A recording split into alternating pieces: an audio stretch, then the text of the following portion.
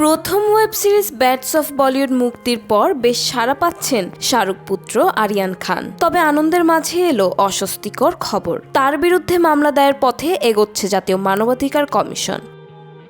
শুধু আরিয়ানই নয়, বিপাকে পড়তে যাচ্ছেন অভিনেতা রণবীর কাপুরও। সিরিজটিতে ক্যামিও চরিত্রে অভিনয় করেছেন তিনি। দেখা গেছে সিগারেট টানছেন রণবীর, যা ভালোভাবে নেয়নি ভারতীয় জাতীয় মানবাধিকার কমিশন।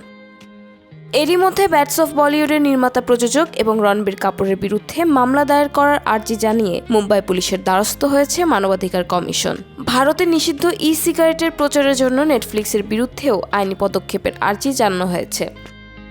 কমিশনের অভিযোগ, একে রণবীর কাপুরের সিগারেট টানার দৃশ্য, উপরন্তু সেখানে কোনোরকম বিধিসম্মত সতর্কীকরণের বালাই নেই। এই ধরনের দায়িত্ব জ্ঞানহীনতা যুব প্রজন্মের অবৈধ কার্যকলাপকে উৎসাহিত করে কিংবা তাদের বিপথে চালিত করতে পারে।